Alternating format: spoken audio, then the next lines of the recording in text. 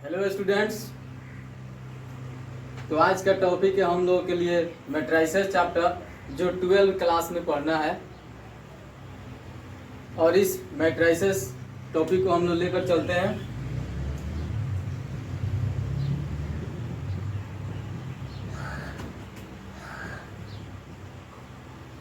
और इस मैट्रिसेस का हिंदी होता है आव्यूह।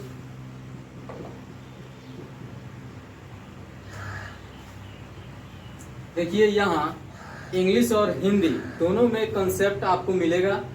इससे ये फायदा होगा कि बिहार बोर्ड और सीबीएसई दोनों बोर्ड के स्टूडेंट्स अपनी पढ़ाई को आगे बढ़ाएंगे। तो आइए हम लोग जानते हैं कि मैट्रिसेस क्या है, मैट्रिसेस को कैसे इंडिकेट किया जाता है। तो मैट्रिसेस के लिए हम एक ब्रैकेट लेते हैं, ये जिसको हम लोग बिग ब्रैकेट बोलते हैं। इस ब्रैकेट के अंदर कुछ नंबर्स लिखते हैं, जैसे 1 2 3 5 6 7। ये मैट्रिसेस है। जिस तरह से हमारा पहचान मेरा नाम है, आप लोगों का पहचान आपका नाम है, उसी तरह से इस मैट्रिसेस को इंडिकेट करने के लिए हम एक ब्रैकेट लिए और इस ब्रैकेट को हम लोग ब्रेसेज भी कहते हैं। इस ब्रेसेज के अंदर कुछ नंबर्स लिखे। इस नंबर्स को मैट्रिसेस के लैंग्वेज में एलिमेंट्स कहते हैं, यानी इस टोटल नंबर्स को एलिमेंट कहा जाता है। और इस मैट्रिसेस का पहचान इसका ऑर्डर होता है। तो इसका ऑर्डर हम लोग कैसे जानेंगे कि इस मैट्रिसेस का ऑर्डर है क्या। इस ऑर्डर को जानने के लिए हम लोग इसमें नंबर ऑफ रो देखेंगे और नंबर ऑफ कॉलम देखेंगे। तो आइए हम यहाँ जानते हैं। तो इस मैट्रिसेस में इसको कहा जाता है हॉरिजॉन्टल लाइन।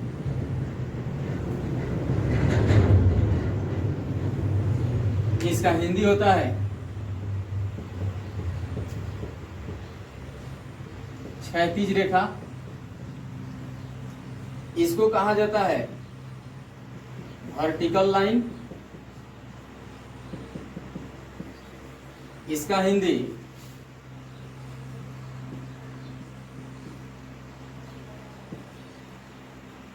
ऊर्ध्वाधर रेखा।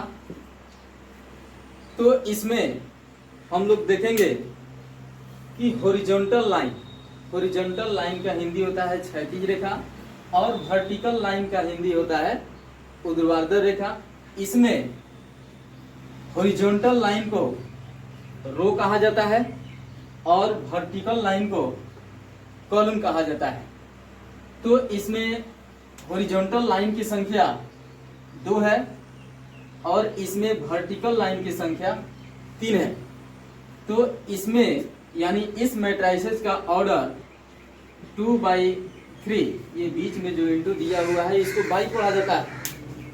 ये रहा इस मैट्रिसेस का ऑर्डर। अब इस मैट्रिसेस को हम लोग इंडिकेट कैसे करते हैं। इस मैट्रिसेस को हम लोग इंडिकेट करते हैं ए सफिक्स AIJ। क्या चीज़ इंडिकेट करते हैं? ए सफिक्स AIJ। आई मीन्स होता है रो और जे मीन्स होता है कॉलम। अब आइए इसको हम लोग देखते हैं। आई मीन्स होता है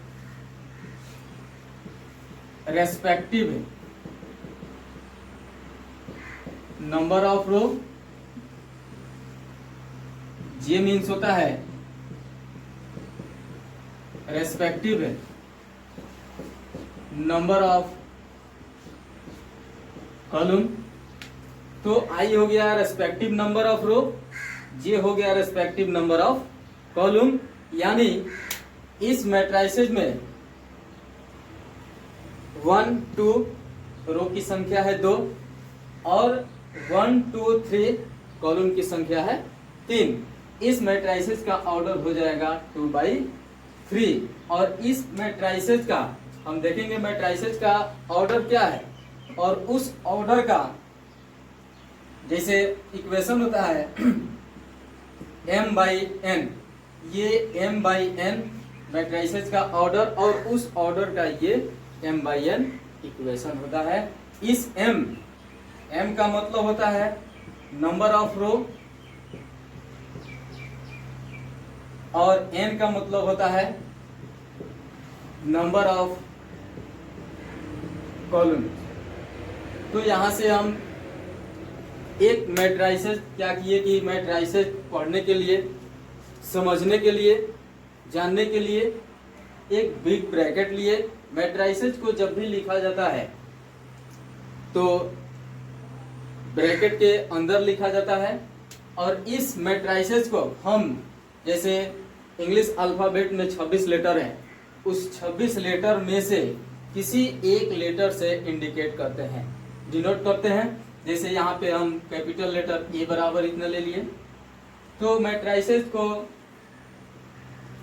सूचित करने के लिए हम ए ले लिए। ए बराबर हमारे पास मैट्राइसेस ये हो गया 1 2 3 5 6 7, इसमें नंबर ऑफ रो 2 और number of column 3। Horizontal line क्षैतिज रेखा, इसको रो कहा जाता है। वर्टिकल लाइन ऊर्ध्वाधर रेखा, इसको कॉलम कहा जाता है। यदि हम एक और एग्जांपल यहां लेते हैं, ए बराबर 2 3 4 7 8 9, और इसमें पूछा जाए कि इस मैट्राइसेस का ऑर्डर क्या है, तो हम देखेंगे कि इसमें नंबर ऑफ रो कितना है और नंबर ऑफ कॉलम कितना है। तो number of row 1 2 2, number of column 1 2 3 3, ये 2/3 इस मैट्राइसेस का ऑर्डर हो गया। अब देखिए ये इसको हम फर्स्ट रो, इसको सेकेंड रो, ये हमारा वर्टिकल लाइन है, तो वर्टिकल लाइन में ये हमारा फर्स्ट कॉलम, ये सेकंड कॉलम और ये थर्ड कॉलम। तो इस मैट्राइसेस का ऑर्डर हो गया 2/3। अब इसी तरह से हम जितने भी इसमें नंबर्स को ब्रैकेट के अंदर लिखे, एक एग्जांपल यहाँ लिए, इस ब्रैकेट में क्या किए हैं कि कुछ नंबर्स को लिखे हैं।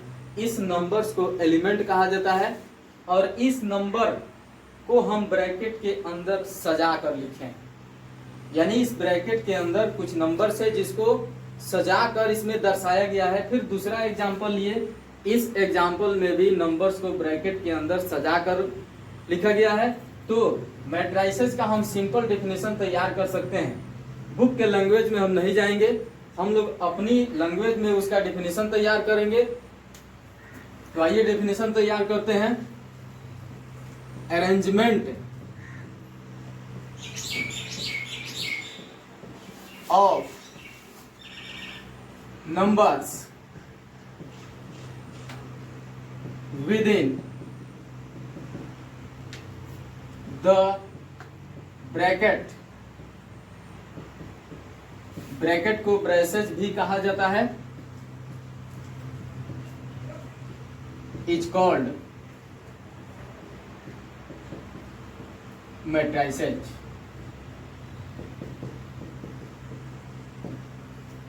यानी कि वैसा मैट्रिक्स जिसको हम ब्रैकेट के साथ कुछ संख्याओं को सजा कर लिखेंगे, वैसे नंबर्स को हम लोग क्या कहेंगे, मैट्राइसेस कहेंगे। इस मैट्राइसेस में आपको एग्जांपल देकर बता दिए कि हॉरिजॉन्टल लाइन कौन है, वर्टिकल लाइन कौन है। इस हॉरिजॉन्टल लाइन को रो कहते हैं, वर्टिकल लाइन को कॉलम कहते हैं। Horizontal line means row, vertical line means column. तो इसमें number of row, number of column दोनों के संख्याओं को यहाँ पे लिखेंगे तो हमारा इस मैट्राइसेस का ऑर्डर मिल जाएगा। अब देखिए इस मैट्राइसेस में आप ऐसे पूछ देगा कि नंबर ऑफ एलिमेंट, यानी इस मैट्राइसेस में नंबर ऑफ एलिमेंट कितने हैं। फिर आपसे पूछ देगा कि यहाँ दूसरा एग्जांपल जो लिखे हैं इसमें मैट्राइसेस में नंबर ऑफ रो कितना है। तो इसमें करना कुछ नहीं है, बस आप 1 मिनट लगेगा इसको अपने कॉपी में नोट कीजिए, फिर उसके बाद अगले टॉपिक पे ध्यान देते हैं।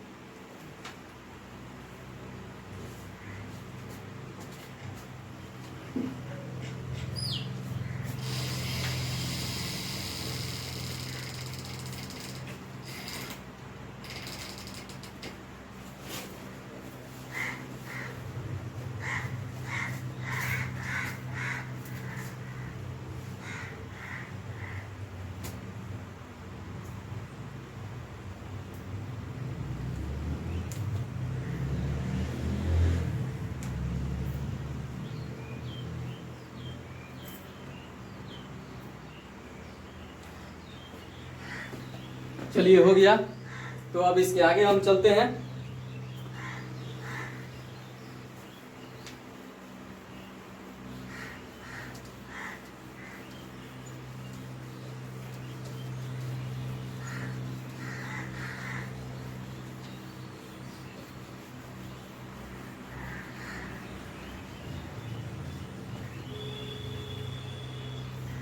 ये मैट्रिसेस चैप्टर देखने में काफी टफ दिखाई देता है, लेकिन इसको हम कंसेप्ट के माध्यम से बिल्कुल फेमिलियर बना देंगे, बिल्कुल आपके फ्रेंड के जैसा बना देंगे, जिसके माध्यम से इस कंसेप्ट को पढ़ने के बाद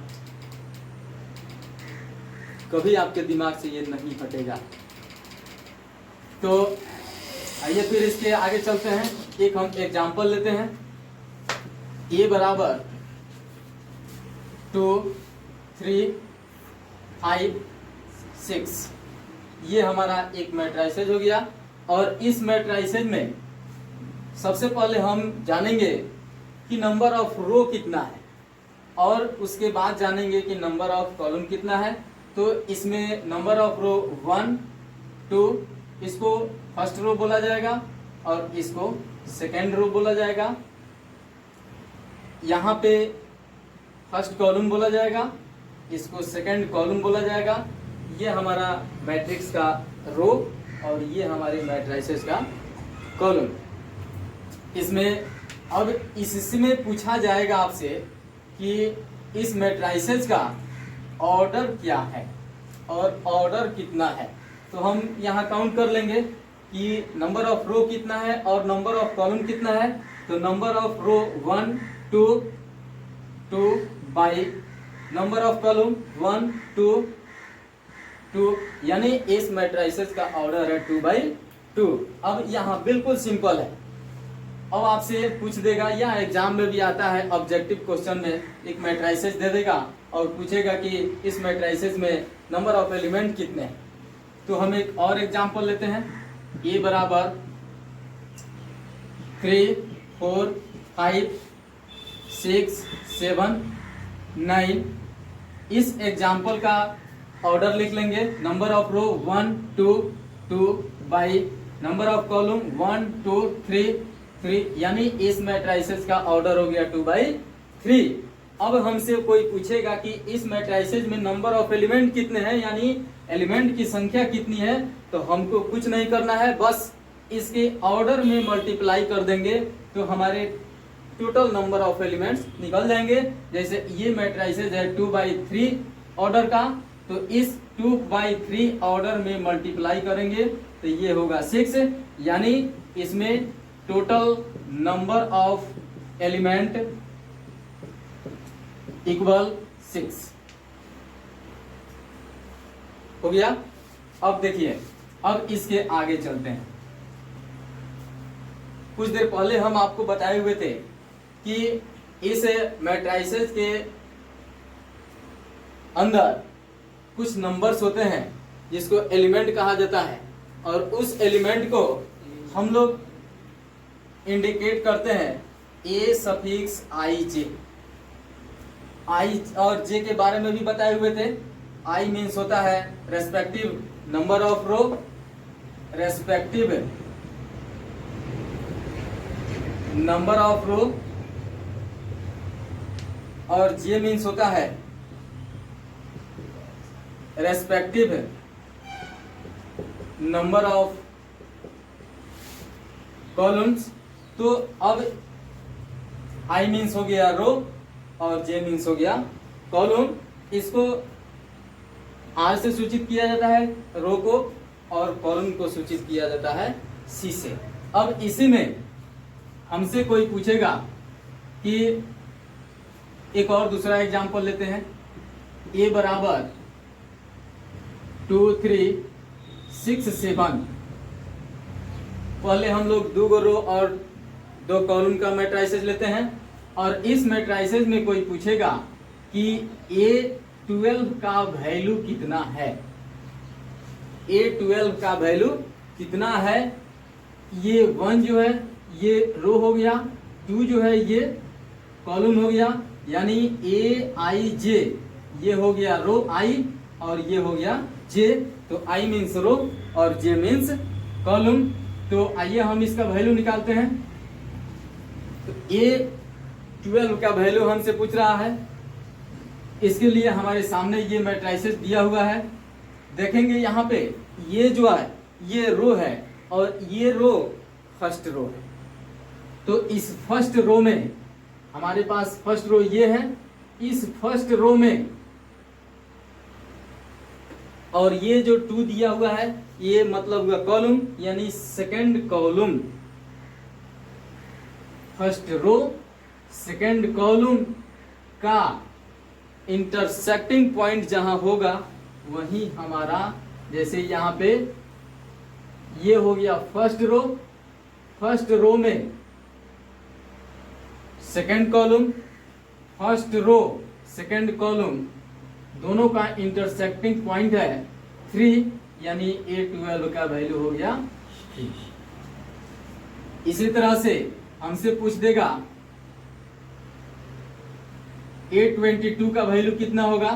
तो हम यहाँ देखेंगे कि ये रो है यानी सेकंड रो, तो हमारा सेकंड रो ये है, और इस सेकंड रो में सेकंड कॉलम, तो सेकंड कॉलम ये है, ये सेकंड रो और सेकंड कॉलम का इंटरसेक्टिंग पॉइंट है 7, यानी इसका वैल्यू हो जाएगा 7। ये भी समझ में आ गया। अब एक और एग्जांपल लेते हैं, ए बराबर 2 3 5 4 6 7। अब यहां से आपसे पूछेगा कि A13 का वैल्यू कितना होगा, A11 का वैल्यू कितना होगा, A23 का वैल्यू कितना होगा। तो आइए देखते हैं। यहाँ देखिए, यहाँ फर्स्ट रो और थर्ड कॉलम, ये फर्स्ट रो ये थर्ड कॉलम का इंटरसेक्टिंग पॉइंट है 5, तो A13 का वैल्यू हो जाएगा 5। फिर यहाँ A11 का वैल्यू, ये फर्स्ट रो हमारा, ये फर्स्ट रो है और इसमें फर्स्ट कॉलम, तो फर्स्ट कॉलम ये है, दोनों का इंटरसेक्टिंग पॉइंट है 2, तो हमारे A11 का वैल्यू हो जाएगा 2। सेम A23 का वैल्यू, तो यहाँ 2 का मतलब हुआ रो यानी सेकंड रो, तो हमारा सेकंड रो ये है, और 3 यानी कि कॉलम थर्ड कॉलम, तो थर्ड कॉलम ये है, और इस सेकंड रो और थर्ड कॉलम का इंटरसेक्टिंग पॉइंट है 7, हमारे पास A23 का वैल्यू होगा 7। ये सिंपल है, ये अब वैल्यू निकालने आ जाएगा, नंबर ऑफ एलिमेंट निकालने भी आ जाएगा। चलिए अब इसको कॉपी में नोट कर लीजिए 1 मिनट में।